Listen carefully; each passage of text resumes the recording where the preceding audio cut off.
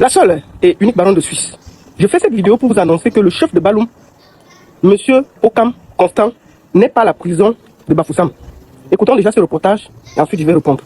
Écoutons Balafon. Bonsoir Linda Willignassa, bonsoir aux téléspectateurs de Balafon Télévision. Il est devant la prison de Bafoussam. Brûlé vif au village Baloum, le chef supérieur de ce groupement et 8 autres suspects ont été déférés ici à la prison centrale de Bafoussam. Sa Majesté Noumissi Bokam Charlie Constant et 8 autres suspects justement interpellés ont été placés en garde à vue administrative selon l'arrêté du 19 juin dernier signé du gouverneur de la région de l'Ouest Cameroun, Awa Fonka Augustine.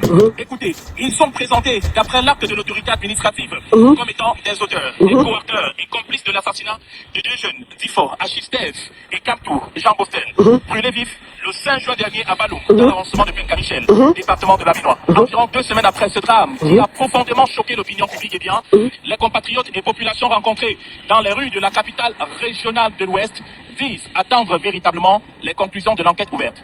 Plusieurs autorités traditionnelles se sont d'ores et déjà désolidarisées. Bon, ça c'est le reportage de Balafon TV qui disait que le monsieur est en prison à Bafoussam. C'est faux. Je vais vous dire où il est. Je vais vous dire où il est. Alors, il y a 4 personnes. Aucune de personne n'a foulé la porte de la prison de Bafoussam. Monsieur le gouverneur. Mais je vous dis ça, si vous ne connaissez pas.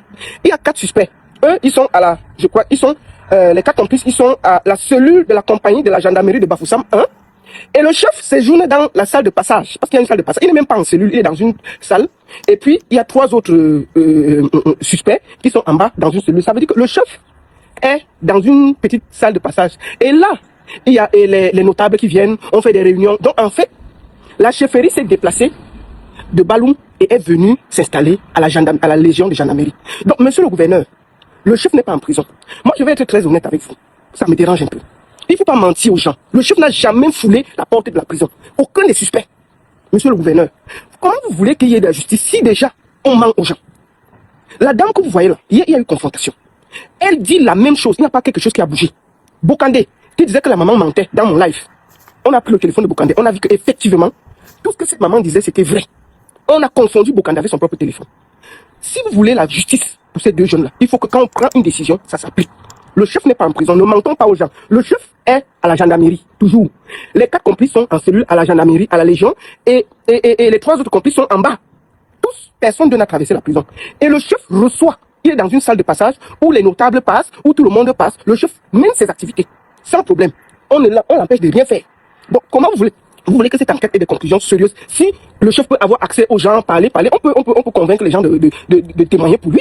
Pensez que cette maman-là, c'est une pauvre cultivatrice qui a eu le courage de demander la justice pour son fils.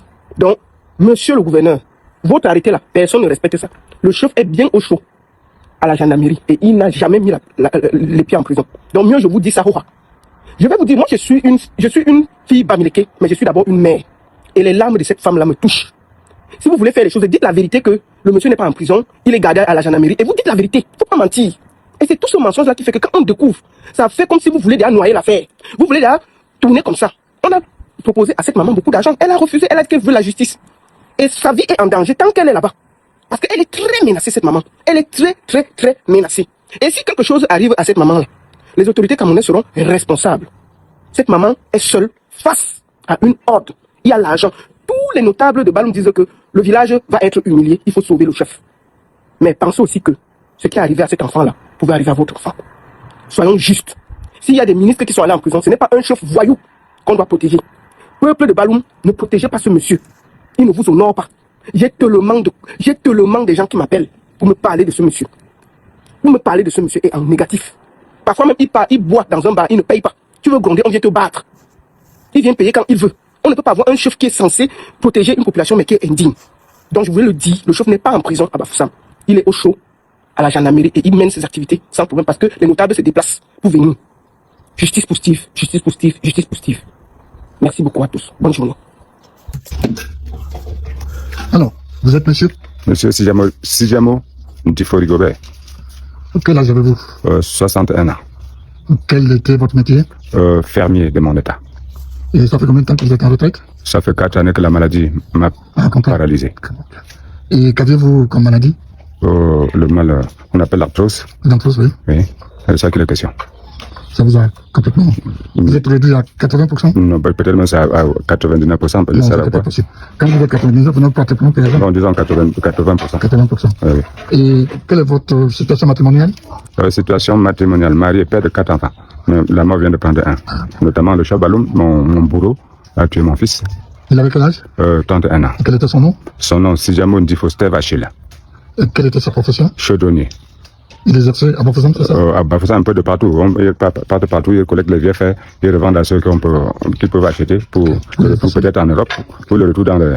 On appelle ces usines encore quoi là? On appelle là. Oh, le nom m'échappe. On les appelle des ferrailleurs, en fait. Oui, les ferrailleurs. Voilà. Dites-moi, à quel moment vous savez que l'enfant est décédé? Bon, on est comme ça le 5 de ce mois. Juin. 5 juin. On m'appelle à 19h, on appelle un voisin, comme j'étais injoignable, à 17h, 18h, c'est là où mon voisin vient me dire, on a cherché à te joindre fatigué, ton fils ne vit plus. Aussi simple. Aussi simple. Alors, comment vous faites pour savoir les circonstances? Pour savoir les circonstances, à Penka-Michel, il est 11h le 5, l'un de ses amis l'appelle à Baloum, qu'il vient payer les vieux tolls. Il vient, on dit qu'il a volé les tolls. Ah, c'est ce que le chef Baloum a dit. C'est lui qui l'appelle. Il est présent? Celui qui l'appelle, le chef Baloum a tué les deux. Ah, entre l'appelant et l'appelé? Oui, c'est double meurtre. Quand l'autre, on est en train de le torturer, le chef Baloum lui pose la question que monsieur, faites votre dernière prière, vous ne pouvez plus rentrer. C'est de ça qu'il est question. D'où tenez-vous ces paroles? J'ai ces paroles dans les vidéos que je peux vous donner. Alors, est-ce que l'appelant connaissait votre fils? Bon, l'appelant, je ne sais pas si les deux travaillaient ensemble, parce que le fils, à l'heure actuelle, venait par moi ici, mais partait plutôt, soit il dort ici, soit il part dormir du côté de sa mère. Ok. Alors, quand vous êtes au courant de l'information que l'enfant ne vit plus, quelle est votre première réaction? Ma première réaction, on me dit, maintenant, là, comme les deux, on a tué les deux, un était Baloum, on me dit qu'on a porté la dépouille de l'un, de celui qui a invité mon fils là-bas. On a déjà enterré, il n'y avait que la dépouille de mon fils sur le terrain. Sur le carreau. Et oui, quand j'arrive sur le carreau, les chiens étaient là en train de discuter la dépouille de mon enfant. C'est grave ça. Oui, les chiens ont mangé. Je suis venu seulement ramasser, j'ai trouvé un caillou à côté, il s'agit du basalte. On appelle cette pierre-là le basalte. Qu'on a tapé sur la tête, il était sans tête, les roues, on avait entassé les roues sur lui pour le brûler. À la cour de la chefferie de Baloum, mon fils a dit, s'il te plaît, toi le roi, je lave souvent ta voiture dans la laverie de monsieur Elekam. Appelé Elekam, mes parents habitent derrière la mairie, deuxième maison derrière la mairie, l'ancienne mairie de Penka-Michel. Ce monsieur n'a pas pu laisser la vie sauver à mon fils. Est-ce qu'on peut parler de d'homicide volontaire? Domicile volontaire, les faits sont très graves. Assistant de personnes en... Non, assistant de personnes en... Oui, parce que d'abord, moi je sais que la chefferie du deuxième degré, ou ce soit du premier degré, même les notables du village sont les auxiliaires d'administration. En temps normal, le chef Baloum devait couvrir l'enfant et le remettre aux autorités compétentes. Parce qu'on est quand même, on est dans un état de droit. Dites-moi, dans le document audio que vous avez, est-ce que vous avez les paroles du chef Baloum? Ces paroles sont là. Je vous remets une clé USB, ma propre clé. Okay. De l'autre côté, vous allez dépouiller, vous allez voir. Ok. Bien. Quelles sont les conditions dans lesquelles vous vivez après ce drame? Je ne sais pas, mais présentement là, je ne ressens plus rien. C'est mon héritier que le chef Baloum a tué. C'est ce garçon qui devait me remplacer lundi de ce matin. Il n'y a que lui là qui pouvait... Alors, vous savez où est le chef Baloum? Présentement, je ne sais pas, parce que je me suis plaint chez les autorités compétentes. Bon, je ne sais pas là où il se trouve à l'heure actuelle. Vous avez saisi la gendarmerie? J'ai saisi les tribunaux à Tchang. Bon, je sais que le tribunal, nous sommes quand même dans un état de droit. Le jour qu'on doit l'inviter, bon, je viens te voir si on peut nous entendre. Alors, qu'est-ce que vous attendez de la justice? Que la justice soit faite. On est dans un état de droit. Que la justice soit faite pour éclaircir les conditions dans lesquelles... Parce qu'un chef ne peut pas se permettre le luxe de dire à un autre Camerounais. Je pense que nous sommes allés vite en besogne. Oui. Lorsque l'appelant appelle l'appelé, ne doit-on peut-être pas penser que c'est un catapin? On peut arriver aussi à ce stade que c'est un catapin. À ce stade, on peut aussi dire que peut-être ce chef a coutume de faire ce genre de choses. Oui. Il a quel âge ce chef? Je ne sais pas son âge, je ne l'ai jamais vu. Baloum, pour moi, je ne sais pas ce que je peux là-bas faire. J'exerce à Valais. Vos nuits doivent être difficiles, je suppose. Vos nuits doivent être tellement difficiles. Et comment? Je ne parviens même pas à dormir. Que pensez-vous faire, donc, en attendant? Ce que je peux penser faire, c'est qu'il n'y a que la justice il n'y a que la justice qui peut faire son travail. Pour établir, pour élucider tout ce qui s'est passé. Vous ne pensez pas que ça prendra beaucoup de temps? Même si ça prend du temps, je fais confiance à l'État du Cameroun. Où sont les restes de votre... Le reste, j'ai enterré le reste, c'était le 6 de ce même mois, le 6 juin. Quand on m'a appelé, je suis parti chercher le reste. Mais quand on vient, ma femme, pour porter le reste, le chef Baloum dit qu'il a 4 suspects sur la main, qui doivent les livrer aux autorités. C'est vrai? Oui, c'est ce que je dis, c'est vrai. Les 4 suspects sont... Je ne sais pas. C'est l'État c'est la sécurité nationale qui est derrière. Un malade, je ne peux même pas entrer dans une voiture maintenant pour aller vérifier un dossier. Parce que même le transport, je ne peux même pas avoir.